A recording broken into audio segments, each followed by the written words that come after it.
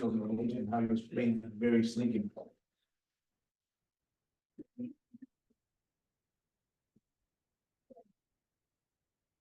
Are you liking it? Yeah, it's interesting, that's for sure. It's very too soon to tell, in my opinion, because Oh, there's so much to learn, so much. Good. I know there's a lot. That's good you have your dad there. Yeah, Show you everything. There's a lot of responsibility. That's for trying to have in mind. If you don't mind logging in your zip phones, sure. I have you bring them before. Yeah. So you're in your zip phones. Yeah, I mean, That's really the thing. We're gonna start with the buyer side. I feel like I'll enjoy it, but more that. Right, it's a little bit, how you been? Okay. Oh, yeah, there's a lot. Stuff like that. Just getting used from like the repetition of it, that's all. Mhm.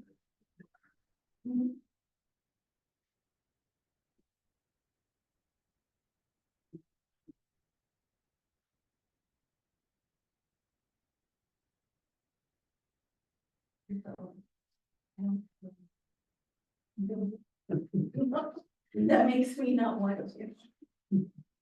But okay, if you don't sign this form, we can't come in. Can you imagine? They're gonna say that they sue. and they sue. Who's in that open house? I know. Probably. Yeah. I did that. Yeah, so what's his name? You gotta have a new. You have to have them sign it or they can't come in the property. See, I can do that, but I don't think that's something open house. Oh, yeah. Okay. I can't remember last time. I guess we don't have to because they're selling too. I usually do an open house, like if it's Too long. for, I do it for like 4 or 5 days and then I'll call it. But depending on the night too, like if they're in a rush, then you have to go get some traffic in, but then open house. Mhm. Kind of rush that we did, but lately everything's already just going like 3, 5 days. Mhm. It has. It'll get into contract. I know instead of this, it's like, let's just change the. price. Let me know when you guys are ready. Yes, ma'am. We're not doing all that. It's almost time, right? Mhm. What time is it now? It's 11:01. Let's roll. Yeah. Good morning, everybody. Still morning, right? Yep. It's morning for about 59 more minutes, so we'll take that. Before we get started, does anybody have any funny stories, any real life stories they want to share? And sometimes real life stories are funnier than joke. Let's see, hey, all right. Very good. All right, so you got any real life stories that were kind of funny from the works out? I've heard of them. I've heard of them. Some I can't share. Well, not confidential, yeah.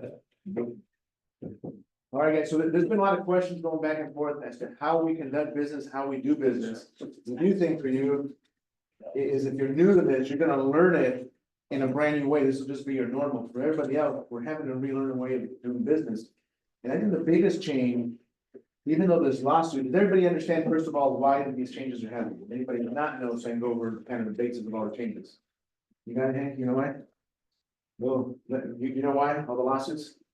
I mean, this is all lawsuit driven. I mean, I think it's really kind of crazy that these changes are all going about because of a lawsuit where attorneys charge an average 33% of their cut. And they thought that our 6% or 3% was too much. It's just kind of crazy. But at the end of it, even though it was based supposedly on protecting a seller, what really ended up happening is making it more difficult to represent a buyer. So even though the lawsuit was there and supposedly it was against, taking advantage of sellers, at the end of it all, what's happening is making it difficult for buyers, and here's why. In your packet, one of the things I want to start going over is we're going to start with a buyer representation agreement, because that's really the biggest changes for you as agents, what you guys need to learn. And the first one we're starting with is one that has 5 pages to it, and it feels kind of heavy. We probably should have printed with that one on double side. And this is what we call the BRBC. And the BRBC is what we're telling you is company policy. It's what we want you to fill out. And it's what we want you to start using when you're representing a buyer. We'll go over this in some more detail, but today's class is not about filling out the forms, but rather how to explain the form and different conversations to have with your buyer.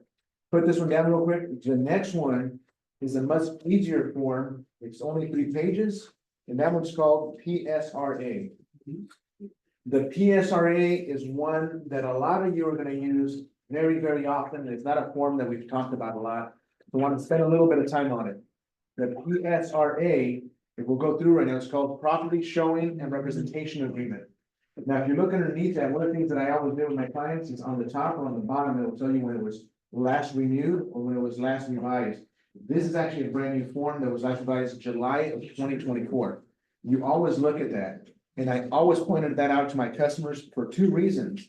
If you have a very old date, it tells you that, hey, this form hasn't had a lot of action, a lot of changes. And whenever you see a change is usually there because of a lawsuit. So anytime you see an update, it's a form that's been updated to protect a buyer or a seller or you or all of you from a lawsuit. So when you have a form that's July of 2024, we have a ton of them now with all the new changes, you want to explain that to them. Hey, this is a brand new form, it was just revised in July of 2024. And what this new revision is saying is that now as a buyer, before you can see a house, even in an open house, in the past, you could just walk through. Nowadays, the only ones that might let you do that is new construction. They shouldn't either, but they have their own rules as construction. You're gonna have to find some kind of a form. There's 3 forms that you can use. One of them is not even pulled up here, and that's the notice of non-representation. That's when I want to fill up on zip form so they can have a look at it. Not exclusive, no, it's the non-agency form. So anyways, let's go through this one. When would you guys want to use this form? You guys know? Open up, oh, wait, This again, we're still on the PSRA. You're gonna use this form whenever you get somebody that calls you and said, and they just want to go look at a property, so you're not really representing them.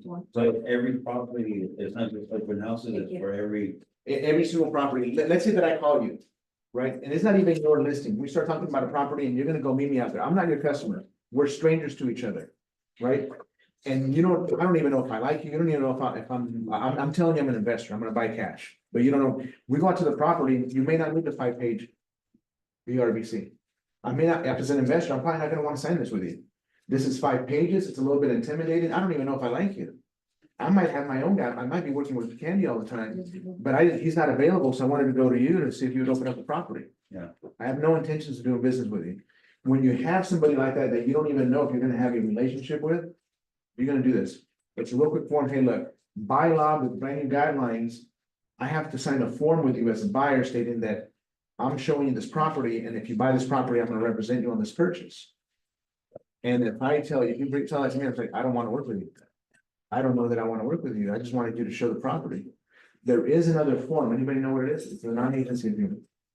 Open house bids or non. No, not, that's still a 3rd one, open houses are just for open houses. Can you pull up the one for non-agency? So let me pull it up so you guys can see it, I didn't print this one up, but there's a buyer non-agency agreement. You can actually carry a couple of these with you. And you can say, hey, you know what, by law, I have to have you sign something before we show a property. I understand that as an investor, you may already have your agent. Maybe I'm doing this as a favor. Maybe Candy called Santa Cruz and said, hey, Santa Cruz, can you open up a property for me on business weekend? He agreed. If you have them sign a non-agency agreement, this just means, hey, I opened up a door for you. I agreed to open up a door for you. I'm not representing you. You don't have to pay me any money for me opening the door for you as a buyer. I don't want you guys using this form unless you have to. So reason we haven't spent a lot of time in it. But this is the other form that can be used legally that would allow you to kind of go around the new guideline. And you're not really going around it. It has to show that you're representing somebody, right? But this is not agency. Okay, I'm opening this door for you. There it is. Sign this form. This just means that we're not in any kind of agreement. You don't have to pay me. You can use your own agent. But should you want me to help you in the future, showing you more properties, we're probably gonna have to, at the very least, do this form. This is just basically a BNA, it's a buyer non-agency agreement. Okay. It states that if you go through it, that you're gonna show them a property, and it actually tells you what property it is if you wanted to, or just put the county that's in, and I'm not representing you, I'm only opening up this property. Again, it's not a form we recommend you using, but yesterday in the sales meeting, Matt brought up a customer that he had a potential client on a commercial property, by the way. These guidelines do not pertain to any commercial properties, this is residential only. So he actually could have opened it up with no agreement. But for residential, he could have just said, hey, you know what, I don't know you, I still want to show you the property.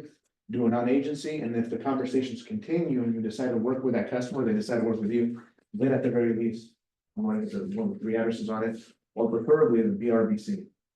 Now, have any of you had any pushback from buyers in the BRBC? And you're really not going to, if you say that it's a big deal, if you make it a big deal, it'll be a big deal. For anybody that was here yesterday morning, when we we're going with everything through Mitch, he really hasn't had a lot of his sellers question him about it. And so he's coaching, his coaching clients don't make it a big deal. He's coaching about 45 people, I think he said. And so his coaching clients like, don't make it a big deal. Just move along with the process. Tell them what it is, but don't make it scary. How many of you feel like this is scary changes? A lot of people do, right? But it's not. It's just having to learn a new contract and how to describe it. Yeah, you got a question. Of course. If you are doing someone the favor to open the door. And you know there's a BRB behind by the actual, By the other agent. we don't have to fill that out, right? You should still do a You non-agent can still sale. do one agency. Anytime you open up a door for somebody, you have to have one of 3 forms done. The BRBC, which is a big one, the PSRA, which is a shorter 3-page one, it's actually 2.5 pages, or the non-agency agreement. Now, in your packet, who's doing open houses? Any of you that are doing open houses, you want to have form OHNA with you. OHNA. This is an open house visitor, non-agency disclosure signing. Okay? And so we might be able to get some more packets for you, but again, we'll maybe print up a couple more. But this one here, anybody doing open houses, just have you have your login book or your sign-in book, you want to have this one. Because how many times have you had somebody go through your open house and they already have an agent on the side? It's not you, right? So again, if they're not represented by anybody, sign one of the other forms, preferably in an open house, the PSRA. Because it's a very simple 2.5 page, it's a 3-page total form, but it's easy as just on those properties, and you can put just the open house. It just says that if you decide to buy this house, you'll use me. And if they argue with you, the open house, The PSRA says, then you're gonna represent him for those 3 properties. It's a very simple form. And you're not gonna get a lot of pushback on it. The BRBC, it's a little scary, it's a little bit intimidating, 5 pages, people start reading it. It just, yeah, it's a little bit scary for most people. Now, if they're coming with their agent, you still have units. But sometimes they'll come with an agent. Yeah, if they're coming with their agent, it's still a visitor. Yeah. They still gotta sign in as a visitor. And so, and there's a lot of reasons for it. I mean, you know, first of all, you were in law enforcement, so how many of you watch like Dateline? Or one of those type of shows where they have in there where open house was being hit, right? People went in, somebody distracted them, and each other out there stealing stuff and valuables. I mean, it's even happened by Saya where they're stolen valuables and stuff. And so it's just a good idea to have everybody sign in. So on representing the buyer, how are you guys explaining the BRBC? What are the conversations that you guys are having with the customers? You read it already? Yeah. Look at you. I'm sure you're the packet for somebody that's here. Very well. How are you guys describing it? Let me do it this way, and please raise your hands. I'm not gonna pick on you. Actually, I am gonna pick on you. I'm gonna call on you a little bit. How many of you have signed a BRBC with a client already? Twice. Twice, perfect. Good job, Karen. Good job. Peggy, good job. Rhonda, you too? Anita? Charlie, I'll go with you. How did it go? How did you explain it? And was there any pushback? No. They just signed it. But what were some of the things you told them? Well, first I had to get, I had something to get correct in my brain there. Yeah, Because I feel like everybody else has been kind of awkward about talking about the commission. Yeah. And so, we had our meeting Sunday at 1 o'clock. On Saturday, I was thinking, okay, how am I gonna do this? People looking at the forms. How am I gonna present that? Yeah. And, as you look at the form, it says buyer representation and broker compensation. It doesn't say buyer representation and agent compensation. Correct. So it's brokerage. So that clicked in my head, so, okay, when I talk about this, I'm gonna be like, a third party. Yeah. Here's the selling office, here's the buyer's office. And I'm over here explaining the process, the new process. Third person, perfect, painting the picture. So it took me, it relieved a lot of personal stress. For a feeling of, and I got a feeling of comfort. By doing that. Yeah. One of the things that Mitch mentioned yesterday in his training, because he covered these topics yesterday, was you have to be mentally ready to walk away from that customer.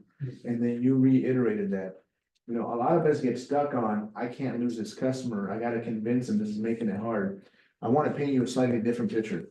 I wanna go back to when you first started driving. How many of you started driving automatic transmissions first? How many of you started on stick shifts? Do you know how to drive a stick shift?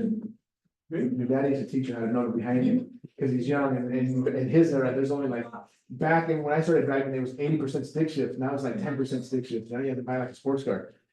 How many of you can remember when you were first driving, whether you're driving on your own as a parent or brother or sibling, turning even the radio down because you needed to concentrate? How nervous were you about everything? How nervous were you about even there's a little curve in the road, how much do I turn the steering wheel, right? And then as time goes on, how comfortable did you get?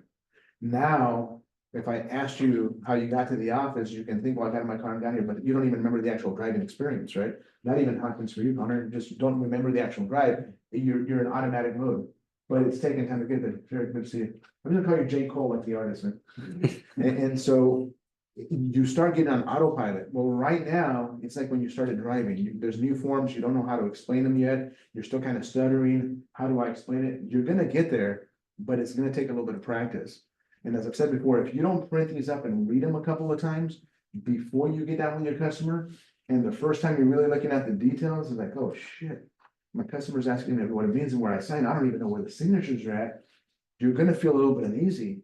And you might even stutter without even meaning to, and they're gonna be like, hey, something's wrong, like. Do you not do this with everybody? Like, why are you nervous right now? And they're gonna pick up on that feeling. So my best recommendations on all of the forms, print them up, read them.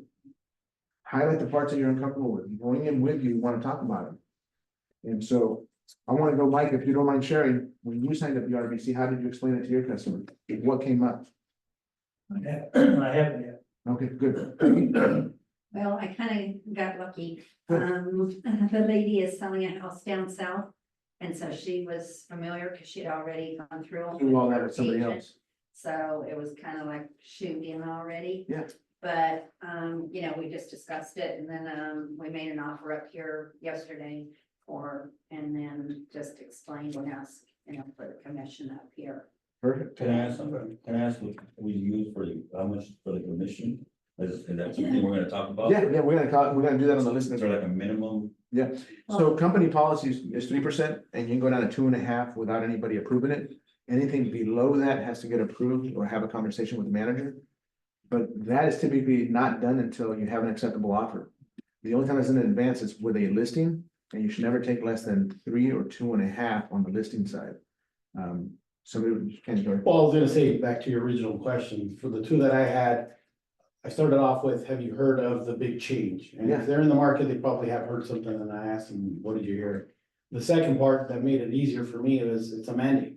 It's It is. required. Yeah. And so that really made it a lot easier. It's like, I have to, everybody's going to. Yeah. So whether it's me or someone else, and so, I went down and explained the big differences and, I mean, painted all the different scenarios, so Yeah. it's not a 5-minute conversation, it's probably a 20-minute conversation. Yeah. Of all the potential things that could happen with us as we move through this as well. If they don't pay, if they refuse to pay. Also explaining to them the fact that really the buyer's always paid. Right? The buyer's always generated the money for the net, for everything else, and it's rolled into, so I've explained the scenarios. At the end of the day, both of them, like, man, we trust you anyways, we're good, it makes sense, absolutely. Especially painting the scenarios, including the worst case scenario. Yeah.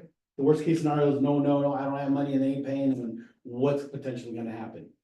And the trainer that we just saw Monday and the last one, Joel, yeah, of course, he touches on that potential issue. If you're in that situation, you build up your reputation over all these years to go after a client and sue them for that difference or all of it, it could be detrimental to your business as well. So find maybe alternatives or referrals or down the next one or whatever. So I spent that time explaining that and they had absolutely no problem signing it at all. And I went with 3.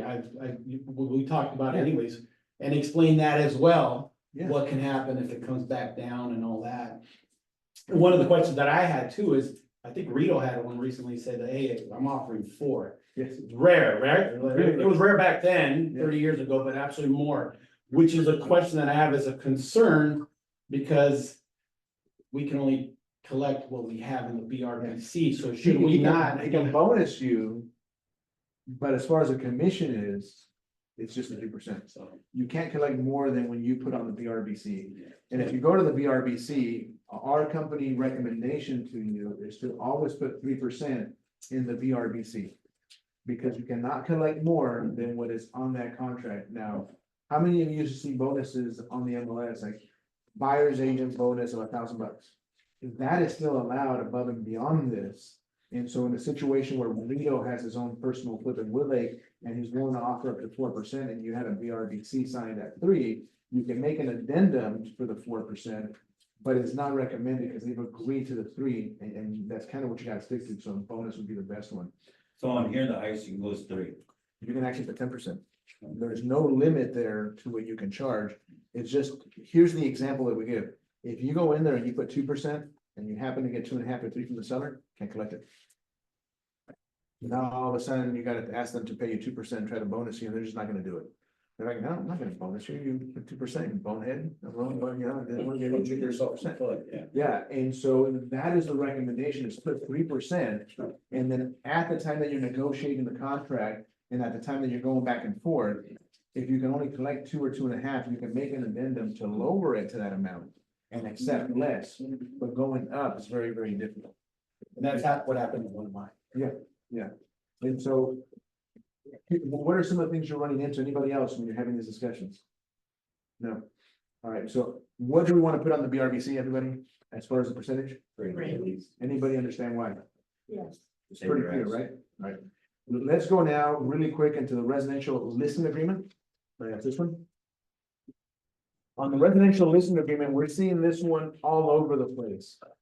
We have taken 33 listings since this has started, and these numbers are from Friday. I haven't really looked at them this week. I haven't added Monday and Tuesday to it. But as of Friday, we have taken 33 new listings out of this contract. That's not bad. By the way, that's just in Tulare County. I didn't pull up Bakersfield, I didn't pull up Fresno. In Tulare County, we have taken 33 new listings with this. Actually, I didn't include Hanford. 33 new listings. Here's what we're finding. The sellers don't know the difference. We've only had reported back 2 sellers that questioned it. That's it. Yeah. We've only had agents that have reported back that 2 sellers were actually really hard about it. That's it. That's really low numbers. That's somewhere in about the 5 or 6% range. And that's what I anticipate it to be. Somewhere less than 10%, you're gonna get a little bit of pushback. Simply because they're hearing it on social media, they're hearing it on the news. They're somewhat informed, but they don't really understand the process. So here's our recommendation. Here's also what's happening with some of the coaching clients. You go in and you explain it as you normally would. Hey, in the past, we would pre-negotiate commissions for both sides. We typically like to get a 6% listing. In many cases, we would do 5.5 if I ended up representing you on both sides. What I want to do now is explain to you with some of the changes that have happened is that this number is negotiable. It's always been negotiable, but now it has to be negotiated at the time that you make an offer. So I anticipate telling you to list this at 5.5 or 6%. However, out of that, I'm gonna collect 3 or 3.5. Mitch collects 3.5 on most of his. Diana collects at least 3 on almost all of hers. And you're gonna say the other one, the other part of that is completely negotiable. And when you start getting offers, if you get a good, strong offer, maybe we'll pay the 3%. But if you get somebody offering you less than the listed price, you may lower it to 2 or 2.5. That's gonna be your freedom to do so. But if you can take the listing at 5.5 or 6 like you always have, you're just giving it up at that time. And what you do is, you know, you're not gonna collect it. You just can't determine how much of that is exactly gonna go to the buyer's agent. You can't make them agree in advance. You can say, hey, look, it's gonna be somewhere about 5.5 or 6%, like it's always been.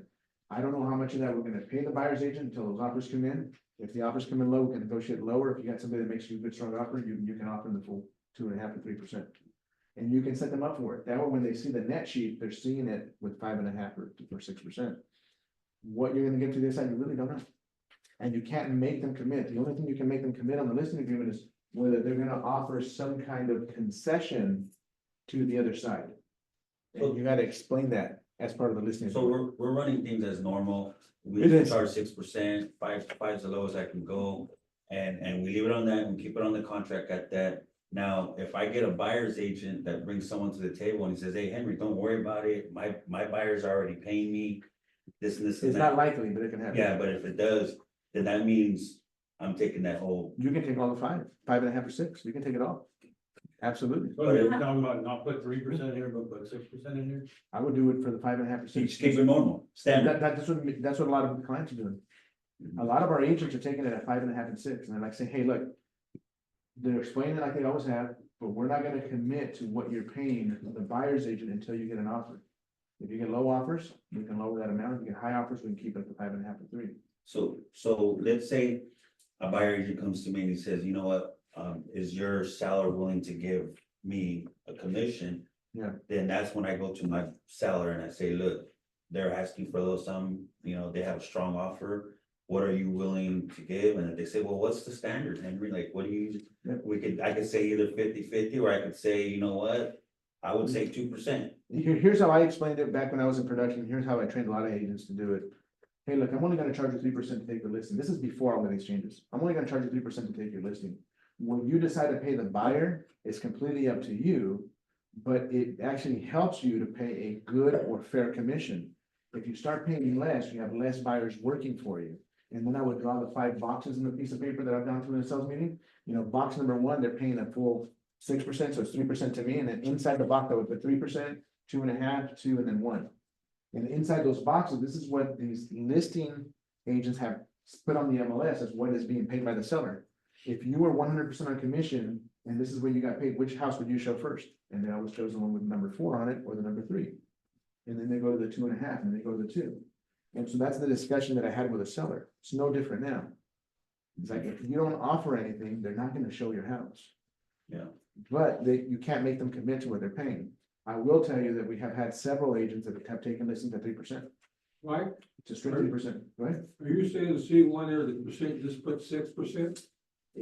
5.5 or 6 if you can. Okay, then how do you explain to them that you're not gonna actually get 6? Because it's gonna be negotiated during the time of the So you're negotiation. gonna have to You're modify gonna- it.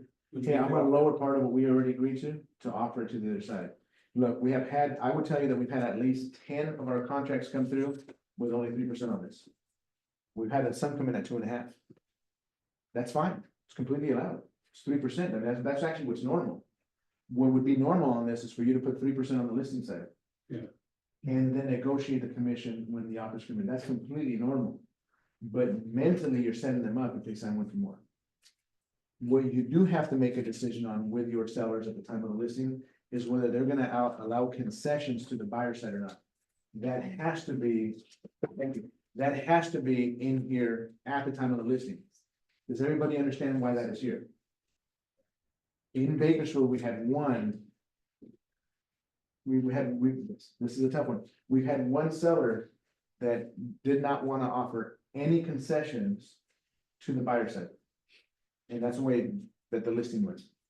And that's the way that our agent took it. They took a 3% listing with no concessions to the buyer side. We don't recommend it. They're gonna have a very, very tough time selling it. And I tell you why? Because already that seller, it happens to be a lady.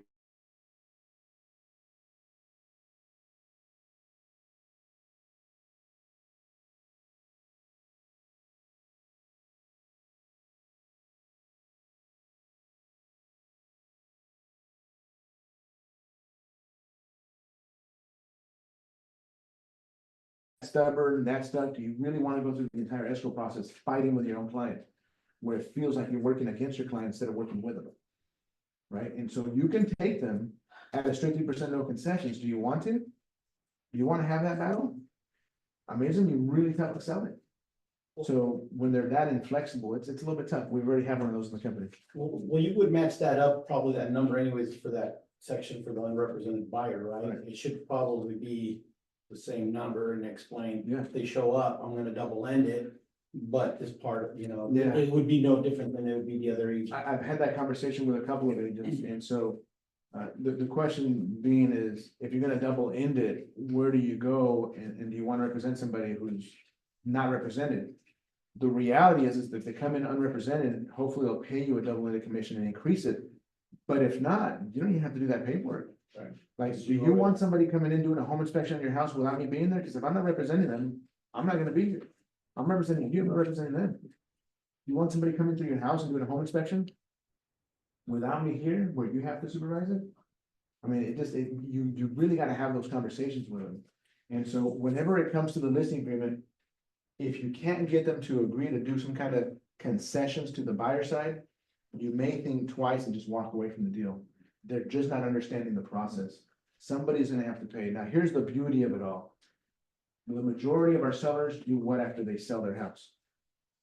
What do they turn around and do? They're gonna be on the other end. They go out around and buy something.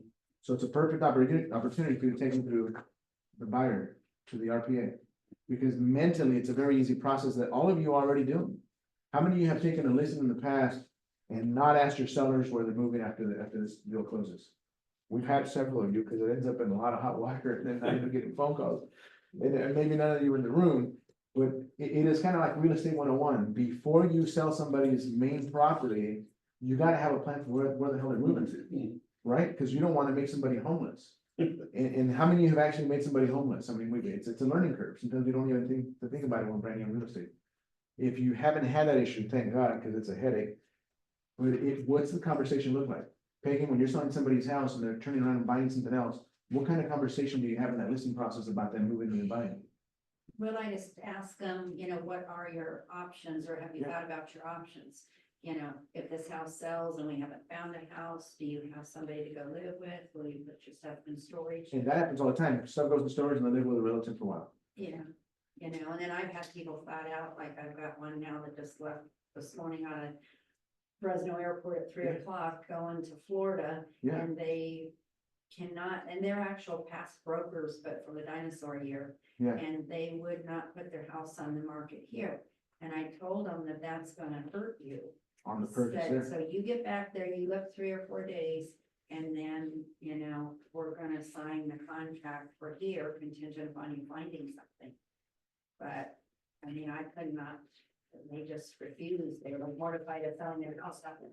Yeah, they don't want to be homeless. We're not gonna sell it out from under you, because even if we get an offer, the verbiage is gonna be in there. Yeah, it's protected. It's Yeah. contingent on you finding a replacement property. Doesn't matter what, Florida. this something that happens to be Florida.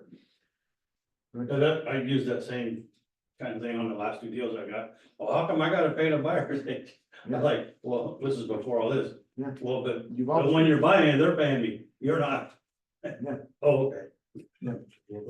Mike, I have a technical question on the form, Let's do it. whenever it's appropriate. Go for it, let's go to it. C1. Yeah. And it's on this one, it's on the BRBC, and it's also on the seller payment broker form, the SPB. Yeah. And they're all worded the same way, with the Seller side. exception on that you have that percentage that's probably most likely what we'll be putting in.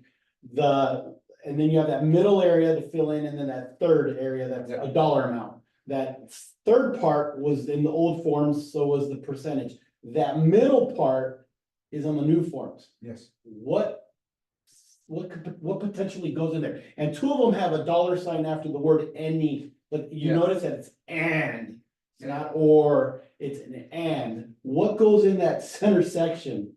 Marketing fee, transaction fee. Each charges about a $500 transaction fee. He tells them, hey, look, I have an assistant and I also have a transaction coordinator. And so this is, but some people do it for marketing. Some people do it for professional pictures. Some people will say, hey, look, I'm gonna take your listing for the next 90 days. And if your listing stays with me for 90 days and I spend $600 on pictures, I hate the cost if it doesn't sell. However, if you try to cancel on me before the 6 months is over, or whatever your listing agreement is, hopefully 6 months, then you could be responsible for my marketing fee. Makes And sense. we also didn't know. Thank you. We also have on like mobile homes, like, they're $2,000 minimum, so Yeah, you put $2,000 instead of yeah. percentage. Yeah, we had one of the agents when we were doing the open house in Fresno, that's actually was last Wednesday. When I was up there, he pulled somebody on Facebook up, an agent on Facebook in Fresno, not from our company, just a random independent company. And the person, it was a male real estate agent, had put it, I'll charge you $1,500 or $2,500 flat to help you buy your next home, and it had depended on price. Like anything under 100,000, I'll charge you $1,500, anything over 100,000, whatever the thing he had, and I don't remember the exact numbers, but it was $1,500 and $2,500 flat. That's it. Who would, by the way, we'll never allow that here. It is not worth your time, unless of course it's a manufactured home, then $2,500 is a minimum commission, right? But who would do that?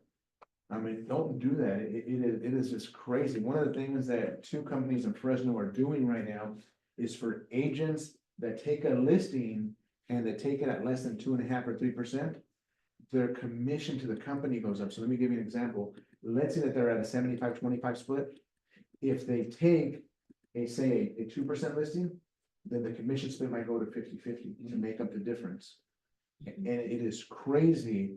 And these are really, really big companies. One of them just bought another company. Anybody ever hear of Guarantee Real Estate in Fresno? Yes. Well, Guarantee Real Estate, after about 100 years, got sold, and they got sold to Realty Concepts, which was actually a smaller company, but now they've more than doubled in size, actually almost tripled in size, because they bought Guarantee Real Estate a few months ago. So they are now one of the bigger companies in Fresno, because now it's Realty Concepts, and now everybody that stayed with them from Guarantee Real Estate. That's one of the companies that's doing it. Is if you take a low commission split on your listing agreement, they're gonna charge you a bigger split at the time of closing. Crazy, right? And so there's a lot of agents kind of mad over it, and there's a lot of agents contemplating leaving because of that. The other company that's doing that is London, but they're doing it differently. We actually haven't seen their scale, but they're talking about raising in a flat fee every time you lower it to discourage anybody from taking less than 2.5% or 3% listing. And so there's a lot, we're not doing that, by the way. We're not gonna play those games with our agents, but it's a weird world. So I wanna go real quick to the RPA. We can go back and forth with these. Go ahead. You said that some agents are putting the 6% in there or 5% on C1 or? Is that where they're? C1 for Oh, yeah, it's on C1. And then they're just saying, hey, In look, the top line? here's what your net sheet looks like, Mr. Summer. When we get the offers, we'll decide how much of this is gonna go over the buyer's side. They're just taking mental ownership of what the commission is gonna be paid is. Mike? So if you put the 6% in 4B or C1 4B, then you're not putting anything in C2 4C? You are offering a compensation or concession to the buyer side. What that is will be determined when the offers come in. But it says But in the mean- additional, so. Correct. And that's just a conversation between you and your seller. You're gonna adjust it. That's basically saying that the seller is willing to pay the buyer A concession. or concession. Yeah. My question is, That's the unrepresented. you're recommending that C1 4B, we put 6%, If you can, because they're Right. taking mental ownership, Right. not 3% is fine. but then we put nothing in C2 4C? Additional compensation to seller's broker if buyer is unrepresented. Again, I would put nothing in there. That was my Yeah, question. yeah, I would put nothing in there if they're willing to sign for the 5.5 or 6. If they're giving you a hard time only letting you put 3% in C1, then again, hey, look, if somebody comes to you, if a neighbor decides they want to buy your house and they don't have an agent, I'll represent them at 2.5%. I'll give you a discount for representing the other side. But we don't do an amendment to that first number, they end up paying 9. They're never gonna pay you now.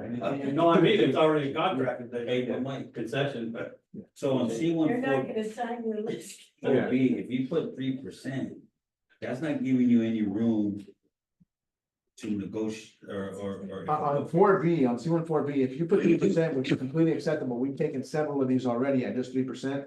So long as they're willing to do additional compensation or concession to the buyer's agent. If they're like, hey, you know what, I understand that we're gonna have to pay a buyer's side, or we're willing to help on the buyer's side. What that is, doesn't have to, you can't even if they agree to a 3%, can't even put that in writing. You can't put it in writing in an exact amount. All you can say is, yes, they're willing to participate in concessions or compensation to the buyer side. But you can't make them commit to a number up front. That was the whole basis for the lawsuit, is they cannot agree to that up front. I was one of those 3% listings, because that's what I thought we were recommending. No, that's perfect. That's actually, technically, that's the right way to do it. The reason we're coaching and telling people go with a 5.5% or 6, to mentally have them wrap around and then it matches your net sheet. Okay, but, so I put 3% in C1 4B, Yes. and then it took a while to explain to them what paragraph C2 was about, Yes. the unrepresented buyer. Yeah, that was just weird, because But I did get them to put the 3% there. perfect. Perfect. That's cool. Yeah, Okay. it's 4D2, continuation of rights to compensation for broker identified that identifies prospective buyers. This one's a little bit confusing, because this is the one where if your listing expired, for how many days do they have to pay you a commission? I used to put 90 days, some people like to put in 180 days, But that's, how long after the expiration of this contract do you get a compensation if any of these people that you showed it to or had offers with it that didn't accept? How long do they have to pay you? My personal one was 90 days. I know that we, as a company, try to tell you to use 180. Use what is fair to you. I just thought that after 90 days, they're free of me and they shouldn't have to pay anymore, but everybody was different.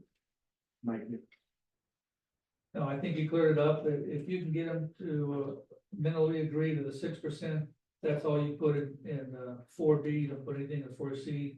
However, if they're kind of wanting to negotiate, you can get them to at least pay you 3% in 4B, and then put 2 or 3, whatever they're agreeing For like, in gotcha. 4C. yeah, Cover yourself. yeah, just, I yeah, just want to clarify that. yeah, because that would be the best way to do that. So you Because handle it right. last week's training, and that's why you took 3%, we were told Yeah. 3%. That is technically the right way to do it. I will tell you that Joel Carlson is, I don't want to say that he operates from fear, but as a presenter, he operates from fear. He's a very high analytical, and he doesn't want to tell you the wrong thing. So technically, a 3% listing, look, there's nothing wrong with you taking a 4% listing or a 5% listing if you can get it.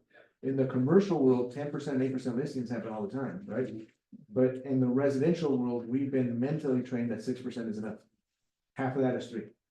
How many of you have seen, even previous to all of this, a 2.5% commission in the MLS or even a 2%? And back before the escrow companies were trained, the mistake, the commissions were sent on the same sheet for both sides, and the other side was taking 3.5 or 4. How many of you have seen that? I don't think it's fair, I don't think it's right, but it happens all the time, right? You think that they're not putting 3.5 or 4% in here? I mean, I can tell you a team that has a billboard real close to Moody Grove Park, as you're headed that way. And they have a big billboard there, and they're taking a lot of 4% to their training. They're doing 3.5 and 4. Because if you don't ask for it, you're not gonna get it. There's no reason you can't take 4. It's just not our norm. You know, especially if we double in it, we won't wanna take advantage of it. I'm thinking about it mentally, if they're prepared at 6%, Yeah. get an offer in and say, look, I'll give up half of my commission to make this deal work. Yeah. And then they're like, okay, thanks. Yeah, no, and it's all how it was explained. I mean, you can go back to the day of the real estate binder before the MLS was on the computer. And what you had to do is if you had a buyer, you would go through the binder of your office, and that was your MLS. And if you knew that somebody else at a different office had it, you would call, hey, Joe, hey, you still have that listing over on Morton Street? Yeah, what's your commission on that? And that's what you had to do. I mean, that was just normal. And everybody thinks that the internet's been around for forever. It really hasn't. The MLS has been around for like 18 years, which seems like forever, but it's not. Prior to that, you were calling the other agent. We're just going back to those days. We're just going back to having more phone conversations with the listing agents to see if they have any compensation for you. All right, I wanted to tell you a little story that we had in Bakersfield on the residential purchase agreement. The BRBC came in with an offer. This is last week. In the BRBC, we had the listing. The other agent happens to be an independent broker. He was his own broker. This guy has been through all kinds of companies in Bakersfield. He has a little bit of a reputation for being a little bit of a hothead and a weird kind of a guy to work with, which is why he's his own broker now, because nobody wanted to hire him. So he put on his BRBC along with his offer, a 3% commission. Our agent went to the seller, and this was again, a very difficult seller, who was aware of the changes and had already signed the addendum to continue on the MLS. They accepted the offer, but they went back and forth, and when she countered back through our agent, they countered back at only paying a 2% commission. So then the other guy who rewrote a brand new RPA instead of a new addendum, rewrote the RPA and submitted a whole brand new purchase contract with his buyer. And under concessions, he put 4, and under concessions, he put 1%. That could be used as closing cost, or then he typed in their realtor commissions, 1%. So because it wasn't agreed to in the counter on the BRBC and it had been countered back down to 2%, he then wrote up a brand new RPA trying to sneak in a concession of 1% toward buyer's closing costs, but then marked the box or 1% realtor commissions.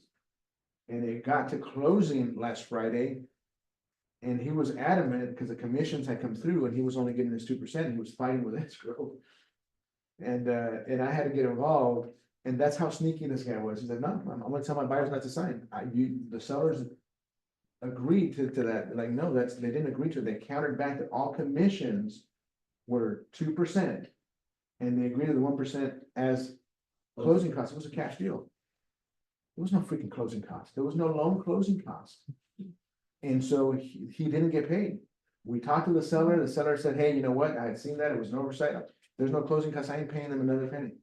And the seller absolutely refused, I'm not paying, I don't care that I agree to 1% concessions. It's realtor commissions, I countered that out with my agent, I'm only paying 2%. If not, I'm gonna cancel this deal and I'll go back and list it with no commissions to the buyer side. So I called the other guy and I told him he was being a little bit sneaky, he didn't like that. And he finally agreed, he said he talked to the buyers wanted the property anyway, he actually sent out an email where he included me, our agent and escrow, and said that I called him deceitful and sneaky. And it is. But I was pretty sure that the buyer wanted it closed. Well, And the They buyer, weren't gonna kill the deal, no, that 1%, cause Sneaky Yeah. wanted his 1%. and the buyers actually, he actually put in there, buyers are signing against my broker advice. Of course. But they signed the deal closed. I mean, I haven't seen somebody be that outwardly sneaky. But they put that in there. You think that's gonna be? We actually we called car legal. Larry, Mike and I were in Mike's office. And I had told him about this deal and said, man, this guy, he knew about this guy. He said, man, I feel like calling car legal because this guy's gonna call at 9:05. I'm like, well, shit, call him now. And so we took a break from our meeting and he called them. And luckily the guy hadn't called in and they agreed with our interpretation. It doesn't matter if it was a concession marked or, and he put realtor commissions, and the commissions had already been counted out to 2% or counted down to 2%. And so luckily it closed, but be careful with these, because the seller did agree in that box, but had counted out the commission at 2%. So luckily that was in there, that version. So if it wasn't a cash offer, he might have had to pay that 1%. The seller would have had to agree to the 1%. Yeah, Because she had just counted down the commissions, not the actual I think concession. that's something we're gonna start seeing. So was the seller commission 4? 3, it was a full 3%. Okay, so it wasn't 4. No, it was 3% to us, yeah, we got 3% on it. What did he have that on when he gave it? Other terms or concessions? Let's go to the RPA. In the RPM?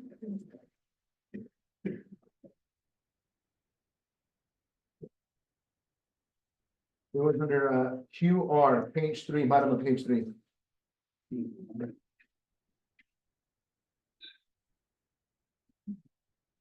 We don't.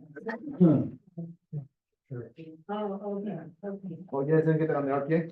No, we don't. Oh, other terms. I Just other see it terms, yeah, there. it's on the screen behind you now. And I want a new car. And it's A trip to crazy, Florida. it's crazy. Now, on the RPA, how many of you are getting pushback? Or how many of you know how to write this up? Should you put your commission on the RPA? The answer is no. It should be on the BRBC. And you should include your BRBC with your offer if you want to. But you should definitely do a what you expect to get paid. Can you put it under other terms where this guy put it? Yeah, I mean, you could put it under other terms, CRBC. Let's go to page 3 real quick at the bottom of page 3. You could put your commission here. Other terms. Seller to pay 3% buyer side compensation, buyer's broker compensation. You could put it there and it would be fine, but you should still have a BRBC signed with your buyer prior to that. And that would be an acceptable place to put it. Not necessarily normal, but it would work. There's absolutely nothing technically wrong with putting it right there. Simple, right? Don't be sneaky, everybody. Don't try to get 3% here, an additional 1% here. It's not worth the game. You don't want the bad reputation. It's muddied up the deal and this guy just was, we knew going into it. As soon as we seen his name, that this was gonna be could be a fun transaction. Right. I mean, as soon as, just people are like that. Go ahead. You said put 6% on 4B, C1. She's back on the list. Yeah, back on the listing agreement, yes. You can leave it at 3% and then put 2.5% or put 3 on the next one. That would be completely acceptable and very clean way to write it up. Mike, got a question. Go for it. What is it? So shouldn't we add the SPBB for the buyer broker compensation? Yeah. Pull it up on the screen. This is the proper form they use for your commission.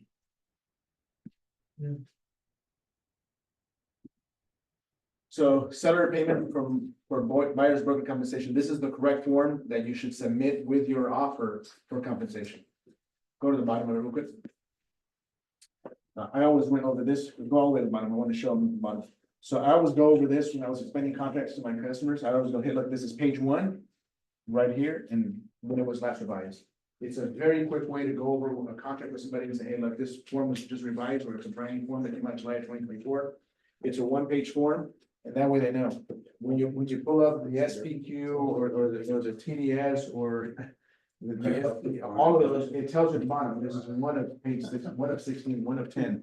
And just a very quick way to say, hey, this is a 10-page form, you're gonna have 10 pages of signatures, or you're gonna sign one of the 10 pages depending on what the form is. That's the $400 million page, one page. Yeah, this is it. It was a $2.5 billion settlement.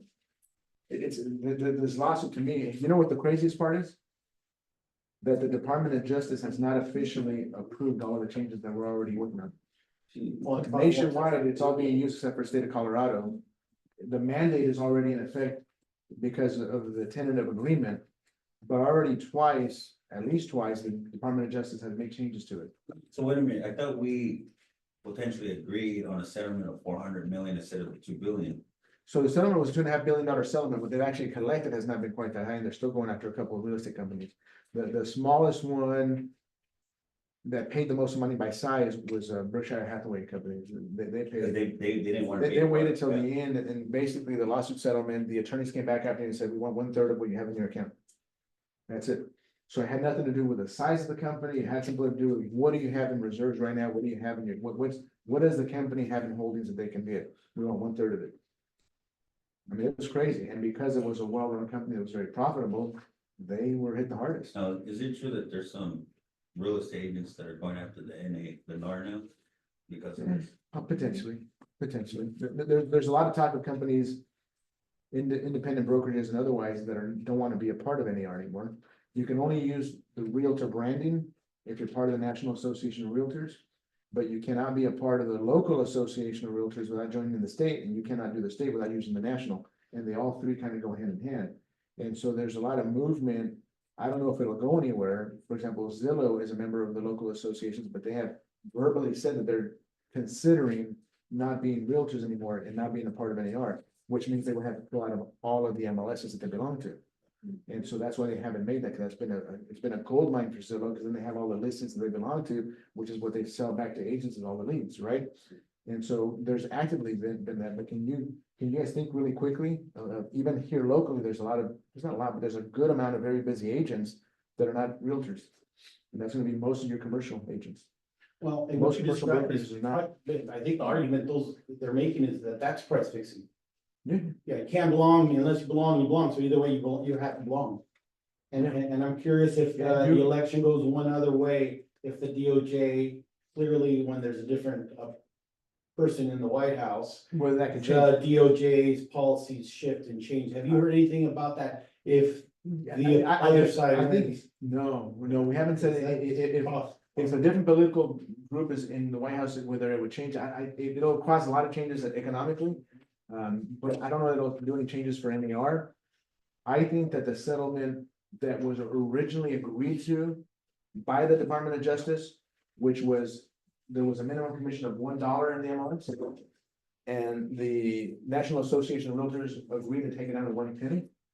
So anybody offering 1 penny would then be allowed to go into the MLS, and that was their agreement. Like that's how ridiculous it got. And the Department of Justice agreed, because it was based on we're forcing sellers to pay a commission in order to be in the MLS. So therefore, we're working against our own sellers, but because we're forcing them to pay a commission, even though the minimum was $1. That was the tentative approval. The big firm with all the money in the world that was doing this class action lawsuit then went after the Department of Justice and said, hey, you guys did this wrong. If you guys don't get this fixed, we're gonna go after you guys, and basically convince them to take a second look, and they changed the ruling, which is what we have now. And so, and it's not approved, by the way. And so I think it could change again, and I think it'll continue to change. I liked what Joe Carlson said, not this Monday, but last week.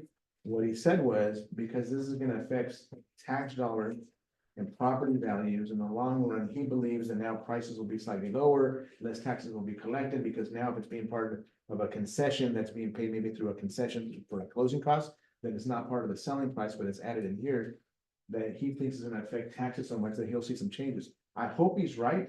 I hope there's some changes where they come back and they kind of go back to the way that it used to be. I don't know if we ever will go back to the way that it used to be, but I definitely anticipate some changes happening. If not before the end of the year, definitely early part of next year. Because again, not only has it not been approved, this is making it harder for buyers to buy. Because if a buyer can't afford to pay you, and if they can't afford to finance it, and if you get a very stubborn seller who's not willing to pay, they're not gonna be able to buy. Right. And we just went back 50 years. You know, it's supposed to be equal housing opportunity, right? Everybody's supposed to have a fair chance.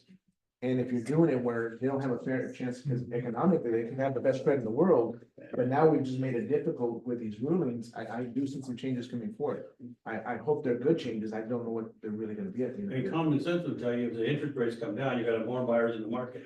More buyers in the market because it's more competitive, then the people, I'll pay my own commission. So the people that don't have the money to start out with are So still gonna be boxed out, they won't be able to buy. If you look at, and where the transactions are happening, and you go to slightly after COVID, during COVID, when the rates were 3%, everybody could afford to buy. Because even at that low rate, people that were entry level in the market could all of a sudden afford more house than they wanted to afford, or thought they could. So that was kind of, the ones that were winning there were the ones that could pay above appraisal value, and had appraisal gaps, right? Yeah. But where we're at now now we're in the high fives, but where we're at, say, at the beginning of the month at 6 and 7%, depending on what kind of loan you were doing. That's a struggle for a lot of people. They don't have the extra money. And so it is really technically making it quite a bit more difficult for buyers that are pressed. They don't really see them, one more thing. You wanna give me a free night? Win their money. Their money back. Did you win any? No, I don't even go there. Last time I went there, They want more of your money. we went there for dinner at the teppanyaki bar that they have up at the, or restaurant they have up on the top floor. I have a question. Go On ahead. this purchase agreement, Yes. on the second page, G1 and G3, it just tells credit to buyer, and then it had down there, the seller's obligations for compensation for the broker. You want both of those, or take one? What page are you writing? Page 2, I guess. it is. The RPA? For your residential purchase, Yeah. G1 or G3. Yeah, G1, so it'll be at the top, it's the second page on the top, seller credit if any to buyer. Terms and conditions, purchase price, number, percentage of above calculation purposes, and it's not contractual terms. Seller credit to be applied at closing costs. Again, this is a credit that can be used toward closing costs, repairs, typically closing costs. G3 is if you mark the box, seller agrees to pay the obligation of a buyer to compensate the buyer's broker under separate agreement form SPB, which we have here. You're gonna mark SPB almost all the time. As soon as you mark that box, it loads the form into your zip forms and you have to fill it out. So the correct way to do it, and technically the easiest way to do it would be G3, which is box 18, mark that when it loads it for you, and that's the best way to do it. Go to G1, you. Just leave it blank. Just leave it blank. G1 is only like if they want to, A credit. credit or something. You know, I just rolled one up where they're offering like $5,000 per carpet. I added it. in You there. can put that, It's in the MLS, so I added it in. you can do it there, so the credit to buyer attorney is a perfect way to do it. You can also do it under other terms. Good question.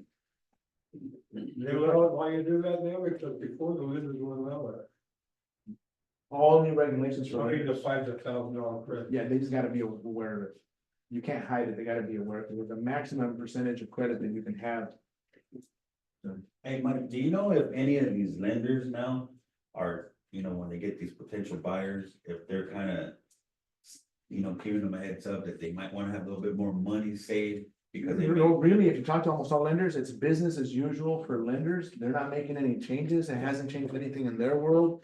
The only thing that has changed is if you got somebody doing a VA loan, they now will not count the compensation or concession to their buyer's agent as part of the closing costs. They now will also allow that on top of what their normal fees would be. Because there was always these non-allowables on VAs. Now they actually will allow the extra percentage, so long as it's a max, but they will allow it. So that's the biggest change, I think, for VA loans. That was a big concern, is they're not gonna allow it to be part of the concessions, so. Big thing, when you're having conversations with your sellers, let them know that this is a mandate, it's not actually a law. It's a nationwide settlement mandate that has not yet been approved. You don't have to tell them that part, because muddies the water. Say, hey, look, there's been a nationwide lawsuit against the National Association of Realtors. It was in the Midwest, it did not include any California properties, but because it was a class action settlement, and there was a settlement that happened, it has changed the way that we conduct business nationwide. And what has happened now is, in the past, I would try to get you to pay me a commission of say 5.5 or 6. I would take 3 or 3.5, and then the rest of it would be shared with the buyer's agent. And it was put in the MLS. As part of this new settlement, no commissions will be showed in the MLS at all anymore. They're not allowed. And second of all, I cannot have you agree in advance what percentage you're paying to the buyer's agent. It has to be negotiated at the time that an offer is made. I cannot commit you to pay them without knowing what their offer is gonna be. So I still think that you should commit mentally to a 5.5 or 6% total commission fee. I'll take 3 or whatever, if you're taking 3, just take 3, if you're taking 3.5, take 3.5, that's completely up to you. If you can get 4, get 4, I mean, we actually think this is gonna increase total commissions being paid. It's actually gonna be a detriment to sellers and buyers, not, it's gonna be a boon for agents. I think agents will, in general, increase the total commissions after they get good at this, but in the meantime, this is the way it's working. I recommend that it's a 3% here for me, 2.5% on the next box, or 3%. And when the offer comes in, if it's too low, we can negotiate it down. If the offer comes in good, acceptable, maybe even over asking, maybe you can even be generous and offer extra.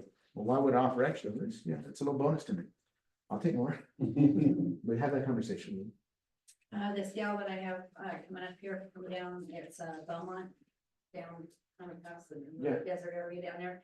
They actually get a 6% commission, 3 and 3, and she got a VA offer, cause I asked, her agent to send the offer here. 'Cause I kind of Yeah. just wanted to see, Yeah, and she was real cordial and did, and then she got nailed with $13,000 in VA fees on top of the 3%. ooh, So, and she was a 550 house. yeah, She's buying a 570 here, she gets. that is a lot in VA fees. Yeah, I just was awestruck. I was too busy worrying about my own business, Yeah. but I mean, I don't know how they came up with 13,000 in fees. Yeah, that's what they, my house is on a VA loan, And and it was 11,000 added to my loan when I bought it. Well, I We mean, just that's had it for the all loan, it it's not out of pocket, it's added. goes. So instead of paying the closing cost of fee, they're just including the loan.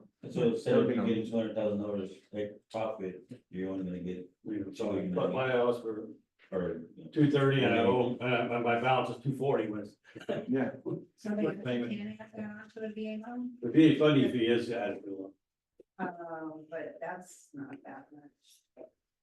I guess maybe at 550, it just was a little higher because the price went. No, mine was 11,000 on 230,000. But you 320,000. add that onto your loan, Yes.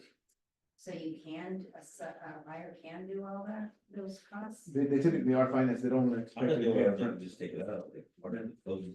Well, the allure to a VA loan is that it's basically no money out of pocket if you can, right? You don't have to. Yeah. And it's making it easier for a veteran to buy a But if home. they're disabled veteran, then there's that, they waive that, Perfect. totally waive if they're disabled. Conversation with your buyers. Be careful when you're talking to your buyers. Let them know that with this new regulation, if the seller does not agree to pay a commission, they could and will be responsible for paying you up to a 3% commission. But you want to have a very quick conversation. Hey, Hank, I'm gonna represent you on the purchase of this contract. And we're gonna sign that you're gonna pay me 3%. Hank, if I do my job right, and with all the experience that I have, I really don't want you to come up with any other out-of-pocket cost. What I'm really hoping to do here, Hank, is to negotiate on your behalf and to have the seller pay all of that 3%. If for some reason the negotiating process, I can't then get them to agree to anything, then we'll have that discussion at that time. If you really want that house and they're not willing to pay, you may have to find a way to pay me that. And so you may have to, call your retirement, your 401k and see if you can pull some money out of there to get me paid. But my intent is not to charge you directly, but rather to have the seller pay me.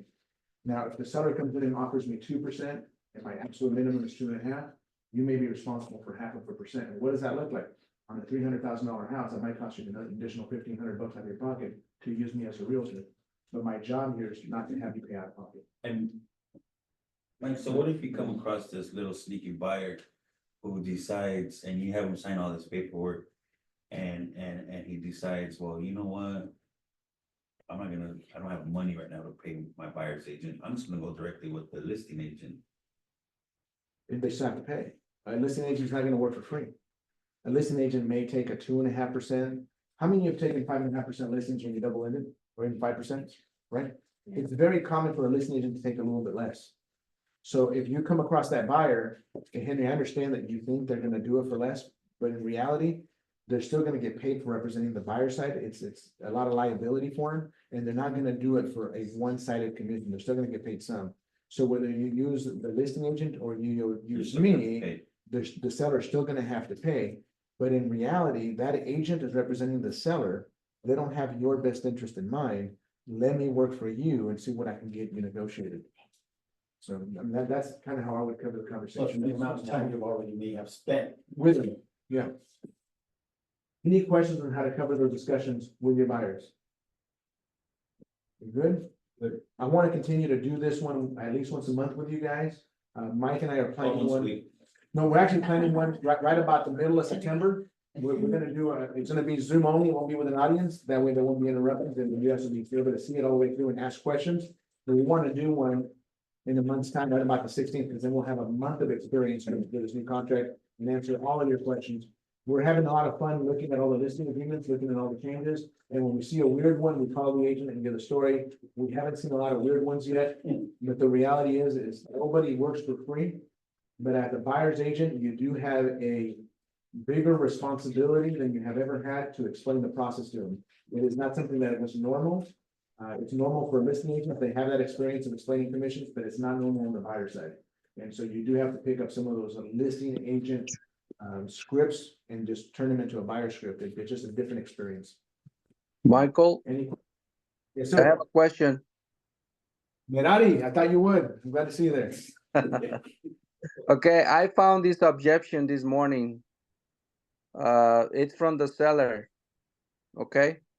Well, why I need to offer a buyer's agent compensation fees when they're gonna try to lower their offers and work against me? Why would I pay Yeah. them to do that? In reality, it's a commission that has always been paid. Shows up on the seller side of the closing cost. But at the end of the day, it was typically financed in the buyer's loan. Because most of them had loans, not all of them did. And so if they make you a fair offer, a good offer, why not reward their agent by doing it? Because otherwise, most buyers that have to pay closing costs for a loan are not gonna have the extra money. And so you can actually get a buyer's agent to work for you instead of against you by offering a fair compensation. If we listed your property at 350 instead of 365, people will fight more than likely, and you'll have multiple offers. Now they're working for you, not against you. So a lot of it is just marketing. But that's normal, it's normal. Thank you. You're welcome. I mean, that's a tried and true objection that we've been getting forever. Okay. Can we just, text so we have it in writing, like if we were gonna show a property? Of course. And just say to the listing agent, what's your compensation on this property? Yeah, yeah, that you you have can. it. You're not gonna get it. I doubt that a listing agent will send you the exact amount without seeing your offer. They should have on the MLS, it's there now. Concessions offered to buyer's broker, yes or no? If it shows yes, that means they've already had that conversation with the seller and it's already there. If it says no, and here's my fear, by the way. We're hearing conversations and we're talking to agents from other companies and brokers and other brokers. There's a lot of agents, a lot of brokers who just haven't had the training and are not doing training. And they are strictly taking a listing side. They're not even having conversations about what to pay a broker's side. They're not even talking about it. And so when you work with an agent on the other side who hasn't even had that verbal conversation with their sellers out of fear or lack of experience, it's gonna be a little bit harder in those for you to negotiate a buyer side commission. Just expect it. Those agents will soon get a reputation for always marking no, not offering a buyer's broker commission. And I think over time, their listings will take longer to sell if they don't, or will become stale. And they'll just lose the listings and they'll have to change the way they take listings and the way they have conversations with the sellers, because they won't be effective. And if they're not effective, they're not gonna stay in the business. Recently, I'm sorry, go ahead. Go ahead. Is that automatic? I've been marking it, but Yeah. I marked this stuff, I don't remember how I even did it. So that seller, pay concession type thing. It's a mandatory question in the MLS and it has to be answered before it goes Oh, live. it is in the MLS. It's in the MLS, it's mandatory. Okay. It will not go active until that question is answered. If they say yes, and then let's say you call that agent, that listing agent, you say, hey, I saw that you are gonna give, Yeah. some buyer's agent compensation, whatever. How much is it? You're advising us as the listing agent to say, well, is your client gonna put in an offer? No, you can say, Or yeah, wait for the no, offer no, to no, come you in, can't. or just now? My sellers agreeing to pay a concession, what that is depends on how good the offer is. Submit an offer, good offers, You don't want us to tell them, though. no, I mean, not Then unless you have present- your seller's permission, Yeah, okay. but you guys. don't know what the offer's gonna be, what if they come in and low buy you 10 grand low? Yeah, You know, Right. we had, Mike, myself and Gerardo own homes for rent now, it used to be just Mike and Gerardo's. And the reason I'm bringing that, that's the property management side in Porterville. And Gerardo, who's Mike's long-term partner in that company, is the one that takes a lot of those listings. And they have a seller right now that's unloading a bunch of their multi-units. He had an agent on the other side that submitted an offer. It was a property in Terabella, multi-units, and there was 4 offers. And so at least 4 offers that came in. This agent had the lowest offer. And he was bugging Gerardo all the time. Like, hey, I told my seller I'd get back. I told my buyer I'd get back to my 5. Do you have an answer for me? Number 1, I don't care what you told your buyer. Why did you tell your buyer when I'm going to respond as a listing agent? Hell, I don't know when my sellers are going to respond to me. And so he was bothering him. He finally got a hold of Gerardo, and Gerardo's like, hey, dude, my sellers are on vacation. They ain't gonna be back till next week. I'm not gonna get you an answer till next week. Well, my offer's only good for 3 days. If you don't give me an answer in 3 days, we're gonna reduce the offer. It's like, well, then rescind the offer. yeah. I mean, he didn't know he had the lowest offer. He thought he was this big shit with his big offer. He had the lowest damn offer, right? You can't control how the buyer's agent's ever gonna react, right? They could be putting pressure on you. They could have the worst offer in the world, but they think they're the king of the world. Yeah. That is just bad training, or, it's not even decent. Like, why are you committing It's for an the aggressive, listing it's agent an when you're, aggressive agent. but it's an aggressive in the wrong way? Do you want to It's work with an aggressive agent in that the way? wrong way, You yeah. know, there's a proactive way of being aggressive, And and it would be like, hey, Henry, do you have any other offers on this property? Yeah, you know what? I have 3 with yours. I'm expecting a 4th one. Hey, you know what? I have a really antsy buyer who wants information right away. What can we do here? When do you expect to hear back? Hey, Henry, man, I'm sorry. My sellers are on vacation. I'm not gonna hear back till sometime next week. Oh, all right. Hey, by the way, Henry, you don't have the highest offer. You may want to rework with your buyer. Yeah. I mean, there's a better way to handle this and not burn bridges. This guy called me.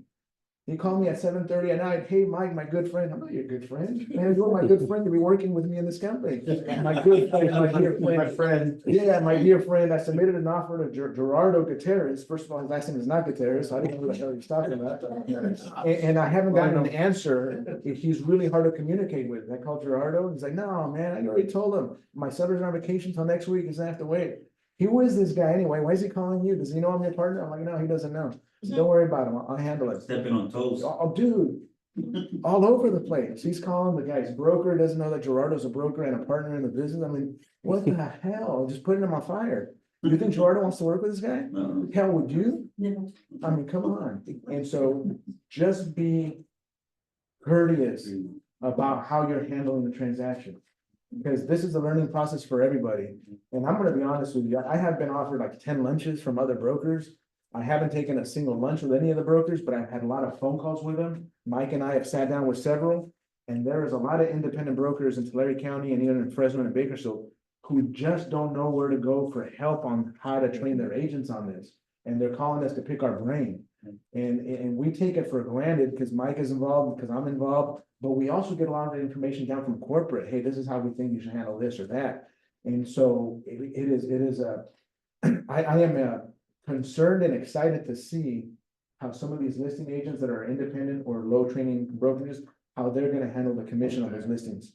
Because it's gonna be interesting. Some of them I know for a fact, because we're already seeing it, are not having conversations with their sellers. And they're convincing their sellers that, hey, no, just list it. You don't have to pay the other side anymore. Really? The property's gonna sit. And so it'll be interesting. So the next several weeks will be interesting. We'll do one of these. Again, I want to do these once a month. Next month, we'll be Mike and I on Zoom answering all of your questions. By then, we'll have a lot more information from what our agents are seeing, what you guys are seeing, and what we're seeing as far as complaints and what's happening even on the buyer side.